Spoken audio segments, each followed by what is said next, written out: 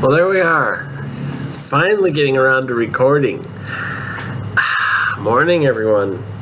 It's kind of a cool and humid day here in Harrisburg.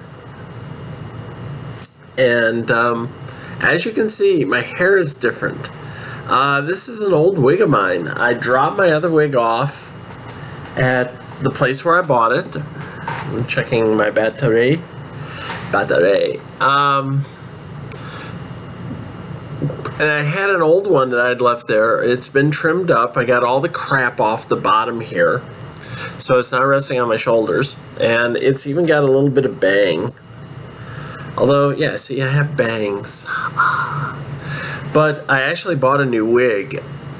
It's, I think, a little darker red, but it's got some blonde highlights in it. And he's going to fix up the last wig I had, which everyone liked. And I'm going to use that for Derby. That's going to be my Derby wig, because it's kind of already messed up from wearing it under a helmet and sweating and everything else. So when I go to Derby, I'll wear that wig, and then the other wig will be my day-to-day, when I go to work, when I go out, just lounging around the house, that sort of thing. See, I have hair for every occasion, including my green wig. And I think when we go to our next game, which is in the middle of September, it's an away game. It's our last away game. It's somewhere around Allegheny County, I think. I don't know, I'll have to look.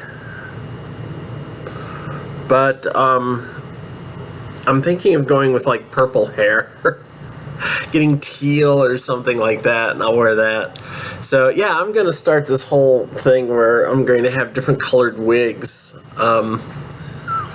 for when I go to games and stuff. I am such a card. I've already been out to breakfast. I went to IHOP when they first opened. I had coffee, although you can't tell, and I had a huge omelet with 3 pancakes. So I'm not even really looking forward to lunch. I think I'm just going to come home and watch a movie. I'm just going to stay home for the most part today and catch up on sleep, because I'm really tired. The last 2 days, yesterday and particularly Thursday, I came home and I took naps, and I was so out of it when I woke up that you ever have that situation where you're completely disoriented because you have no idea what's going on? Seriously, you're just kind of like, ugh, what happened? Where am I? And that's actually what happened with me Thursday. I came home after my wig fitting, and I got into my night clothes because I knew I gorged myself essentially on Mexican food before I came home. Ooh. See? And I wasn't going to go out, so I came home, I put my night clothes on, and I rested in my easy chair here, my recliner, and I went to sleep, and I was out for over an hour and a half. And I can remember when I woke up, I was just like, wow, it's kind of light outside for this early in the morning. And then I was like, wait a minute, what day is it? I absolutely had no idea what day it was or what the time was. That's how out of it I was when I woke up. Just completely disoriented. Oh boy, oh boy, oh boy. That was hell. It was just hell. So what have I been doing? Well, mostly I talk about what I'm doing. That's kind of a precursor to. What am I doing? Today I've actually been thinking about the novel a lot. And it's been kind of slow going. I've been getting like 500 words in here and there. I wrote for most of the week last week. Last night I didn't write. There was a combination of things that happened yesterday that put me in a mood where I didn't feel like writing, so I didn't. Today I will do some writing. Like I said, I'm probably just going to hang around the apartment all day long. I do want to run out here in a bit and go check on something, but for the most part, I'll be out and for a little bit, and then I'll stay in. I'll work on the novel, and then I'll have a recap. I'll probably write that tonight.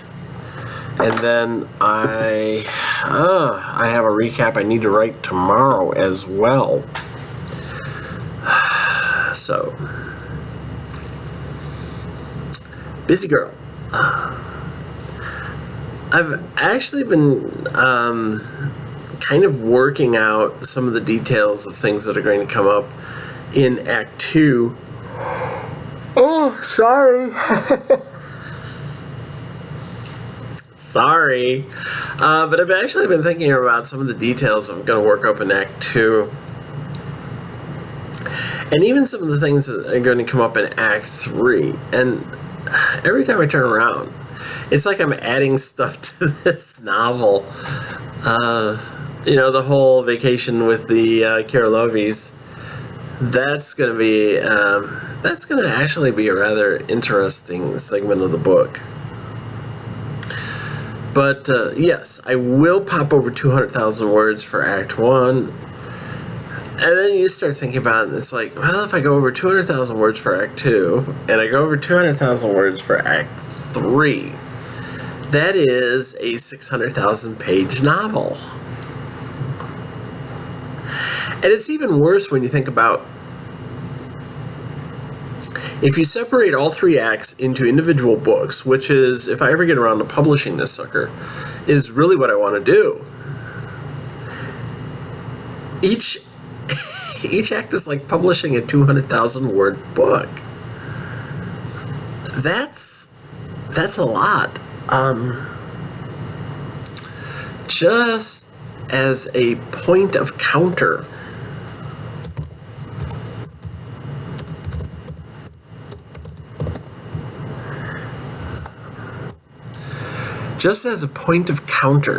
or counterpoint, however you want to put it, Harry Potter and the Goblet of Fire, the entire novel,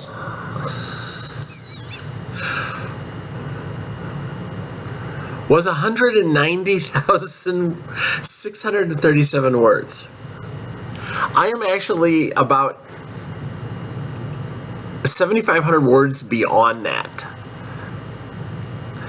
So, Act 1 of my novel is larger than all of the Goblet of Fire. And as of right now, here, let me just, here, I'll just bring up this, and this will be the best comparison. You're gonna love this one.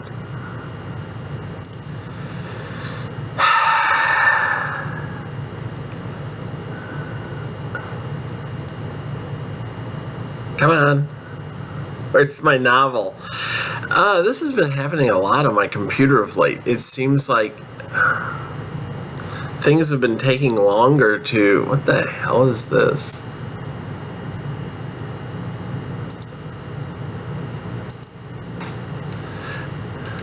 Okay. So let me do this.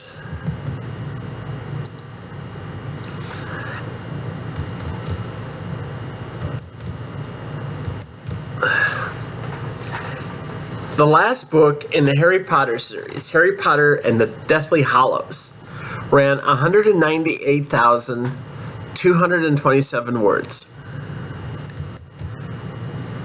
Act 1 of this novel, C for Continuing, that is still unfinished. I have to finish the current scene and then one scene after this. The word count is 198,365. So if I subtract 227 from this, I'm actually 138 words more right now than the Deathly Hallows. Yeah. I'm just, a couple of hundred words greater than the Deathly Hallows. Yeah, that's a book.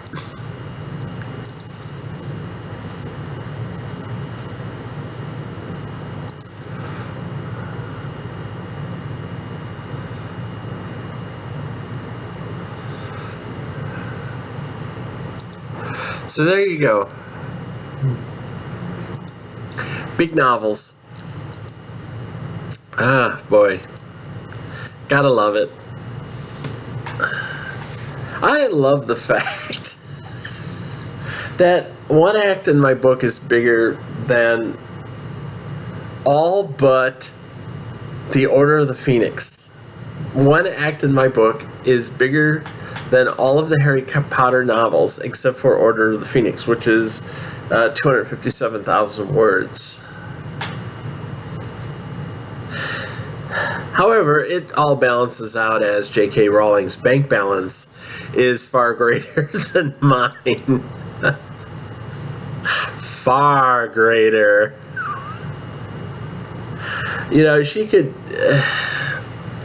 She could probably spend money to pay for my rent for like the next 10 years and wouldn't even blink writing the check. Because, it'd be like, it's like rent for me for a year would be like about just under, say, $11,000.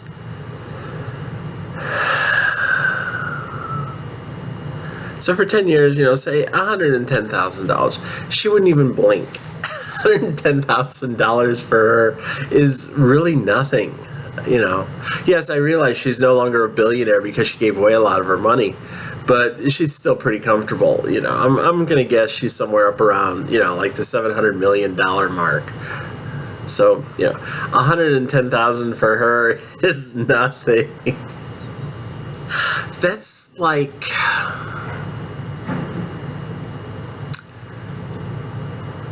That's like 0.2% to her, It's nothing. So yes, I have her beat on word count, but she's got me beat on money count by a long shot. So, kudos, JK. You got me there. I guess that's probably one of the reasons why my witches make so much fun of the Harry Potter world. Because they're like, really? Those are witches? Oh, yeah, sure. Sure they are. Those are witches? Yeah.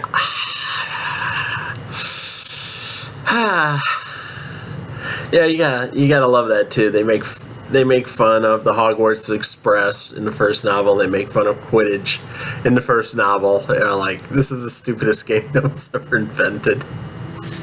Who the hell would play Quidditch? We use our brooms for different things. And as Vicky once said, there's a seat on our brooms because who the hell wants a hunk of wood stuck in your crotch for 2 hours?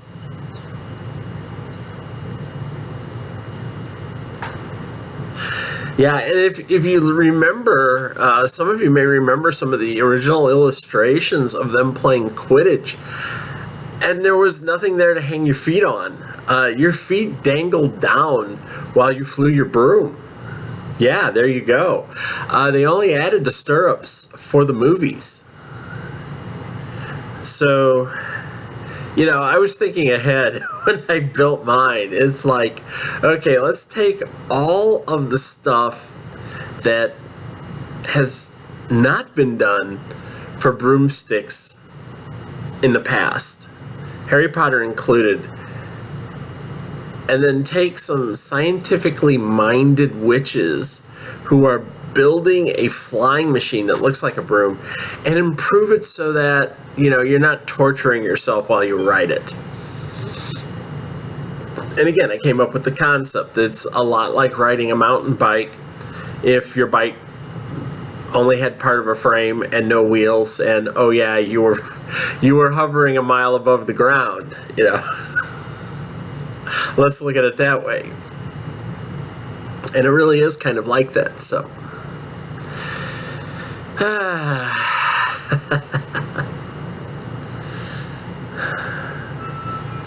So yes, and you will get to see Carrie. Carrie is actually going to take his broom with him on Yule holiday, which means he's going to go flying.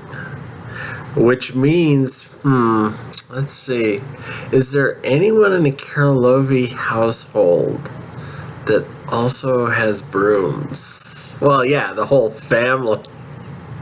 But gee, I wonder if Victor might decide to use an opportunity to hop on his broom and go with Carrie for a flight somewhere, so possibly he can get to know the boy.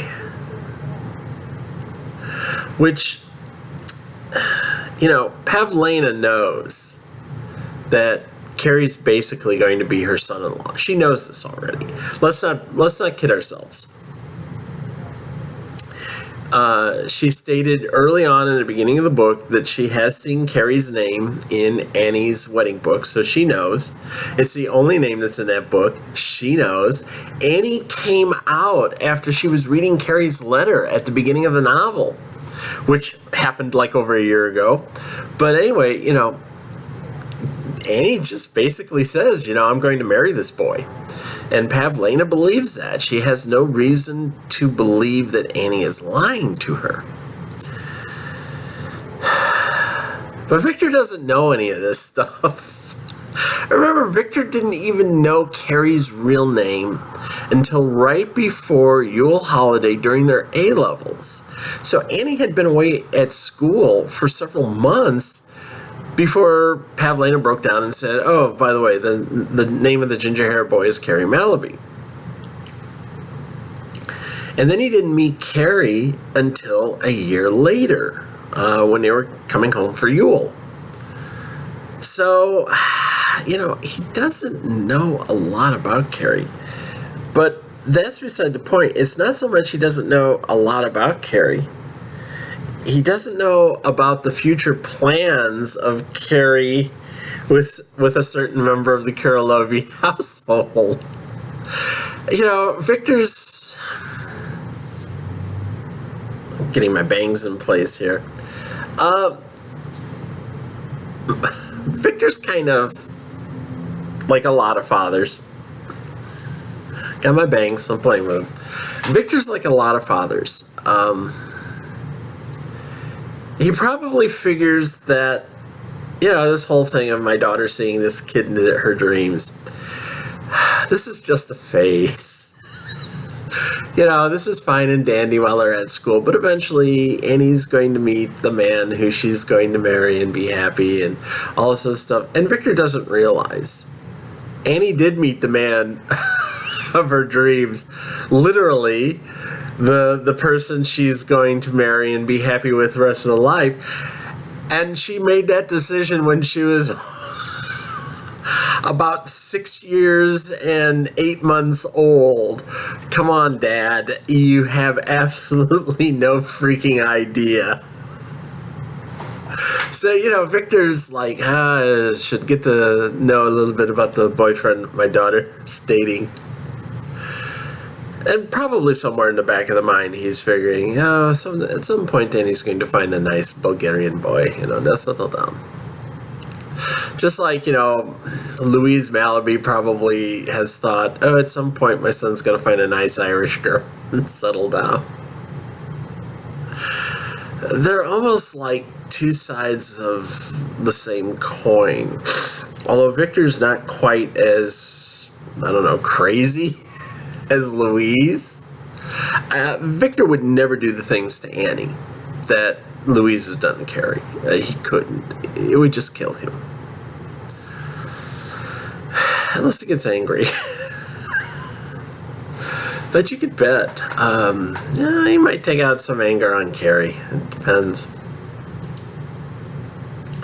Carrie still remembers that conversation he had with Bernice where she said, the one thing fathers fear the most is not hearing I'm getting married, it's I'm pregnant.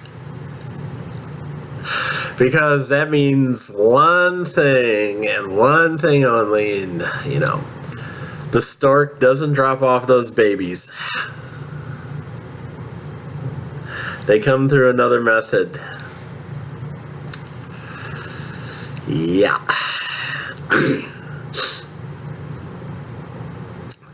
Sometimes fathers have difficulty dealing with that shit.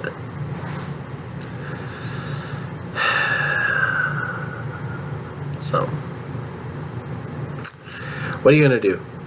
You have daughters, you have to deal with this. You can bet when Annie and Carrie have daughters, Carrie will not be like that. Because Carrie will already be like, yeah, I know how babies come. I know how they get here. Don't worry. I'm not going to get upset.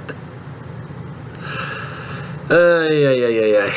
But yeah, there's a real good possibility that Victor and Carrie will go out and do a little flying on their own. Of course, it's winter time, but Carrie's got to get used to that whole flying around in the winter, especially when there's snow on the ground. Because we're going to be up in Canada there during the winter time.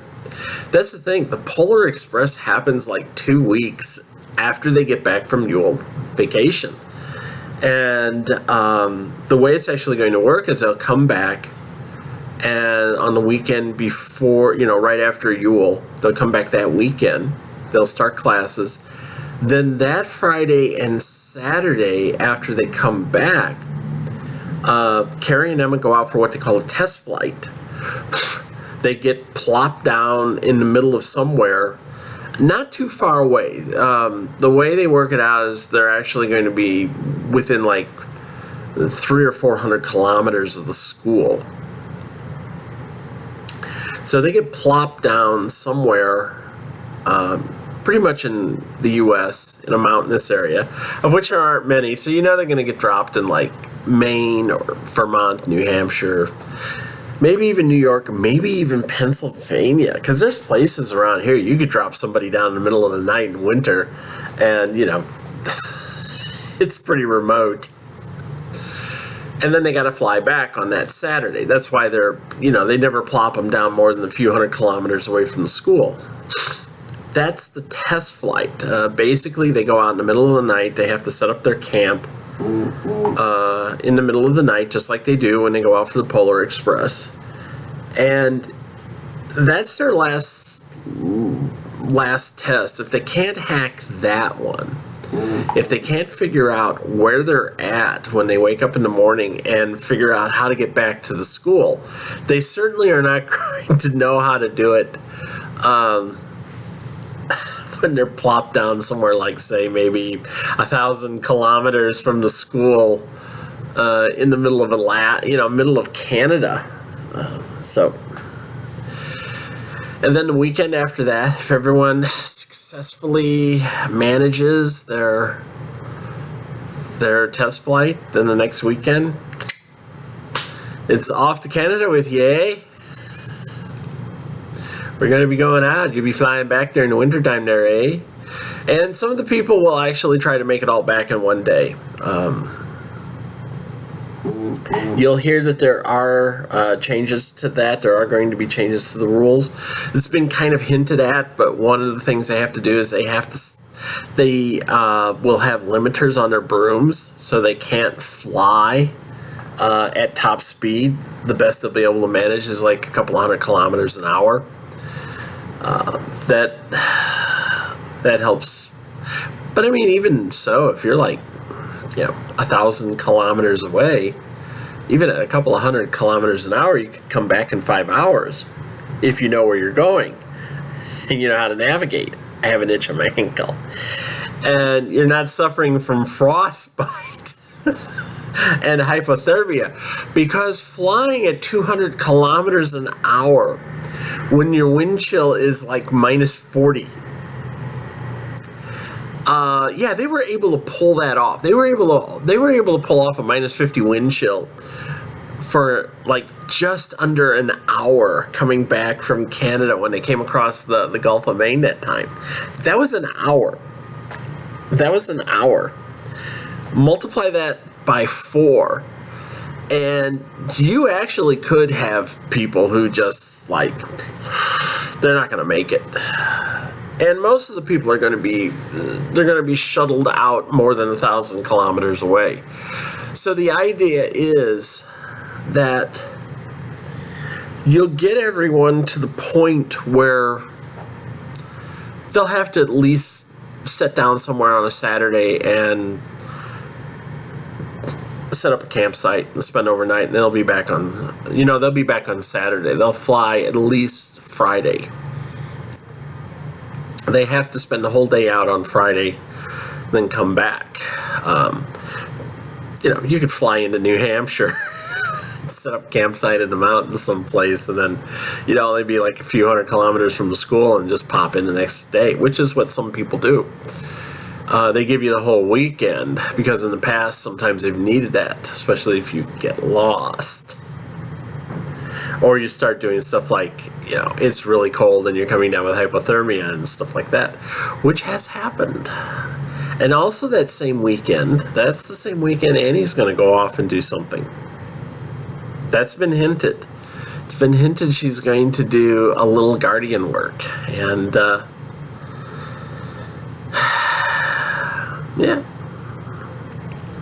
yeah. While Carrie's off in the wilds of Canada with Emma. Twist that knife. With Emma, Annie will be off doing some guardian stuff probably, and it's going to be fun. And actually, the way I'm going to write that is going to be like this.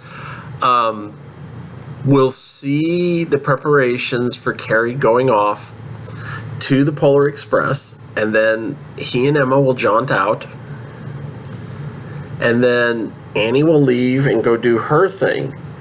And then the next chapter is all about Annie's guardian adventure. And then when she gets back to the school, then we hear all about Carrie's Polar Express. So both events are actually happening simultaneously, but you're going to have an entire chapter which is nothing but Annie doing her thing, followed by an entire chapter of Carrie doing his thing. That's how it's going to happen. So, a lot of fun. Coming up in 30 minutes here, so I'm going to cut this short at that point. One of the things I'm going to bring up here, and I'm still trying to figure out if I'm going to be able to do this, but it is entirely possible. The second weekend in September, I may not be able to post to the blog, which would mean it would be interrupted. For the first time in like 6 years, I have not missed a blog post in like 6 years. And the reason for this is, I'm checking with someone now to find out, but I'm actually going off for a weekend of advocacy work. I'll be doing a workshop. I'm not going to say with whom I'm doing a workshop, although if some of you follow my blog, you could probably guess. And I'm not going to say where I'm having the workshop. In fact, I'm not able to tell you from having the workshop. We had to view a non-disclosure agreement to keep that information quiet. So I'm checking with some people to see if I'll actually be able to check in while I'm at the workshop, just to drop a line and do what I normally do. I think as long as I've got my location finders and everything turned off, it'll be okay. But there you go. Still trying to do the good fight. That's all it's about. So there you have it. So I just ran over 30 minutes.